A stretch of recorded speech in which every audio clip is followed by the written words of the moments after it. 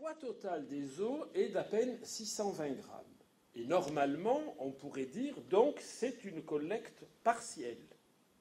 Mais toutes les parties anatomiques semblent être très bien représentées. Le pourcentage de représentation est parfaitement équilibré.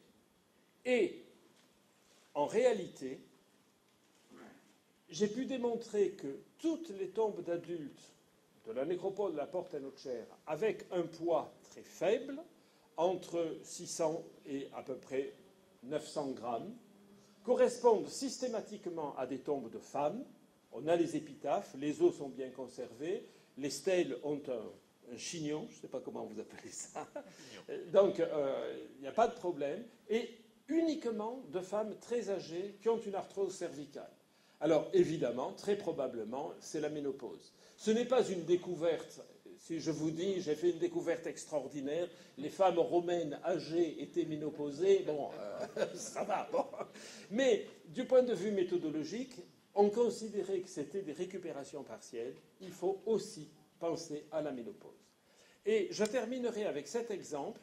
Dans un enclos juste à côté, vous avez ici l'enclos et ici une aire de crémation. À l'intérieur de l'enclos, il y a une stèle sur laquelle est écrit « Bébrix a vécu 6 ans ». C'est un garçon, 6 ans. Dans l'urne, effectivement, les restes d'un enfant mort entre 4 et 6 ans. Dans la fosse, il y a un déversement de cendres qui provient du bûcher. Il y a des fragments osseux. J'ai trouvé des correspondances, des collages. C'est le même enfant. Mais ce qui est beaucoup plus extraordinaire, c'est qu'en fouillant le bûcher, nous avons trouvé un petit secteur dans lequel il y avait des os d'enfants, et j'ai trouvé des collages, des raccordements entre des fragments. Ici, il y a moins de 5 grammes, mais il a été possible d'établir de façon certaine un raccordement. On sait où il a été brûlé, ce qui reste sur le bûcher, ce qui est collecté dans l'urne et ce qui est ramassé.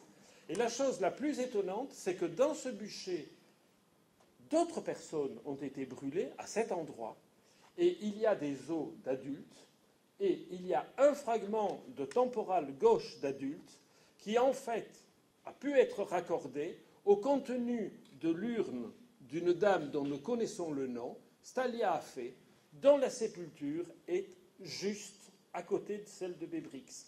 Donc, vous voyez que dans le traitement funéraire, là, nous avons la possibilité d'approcher davantage la relation, la topographie de la crémation, le système de ramassage, etc. Donc, vous le voyez, ce n'est pas exactement de l'interprétation culturelle que je vous ai présentée, c'est simplement de l'archéologie funéraire au niveau le plus élémentaire, c'est-à-dire au niveau analytique. Cela, ensuite, ça doit être replacé dans un contexte d'analyse, de discussion, d'anthropologie sociale, et c'est l'objet de ce colloque. Je vous remercie.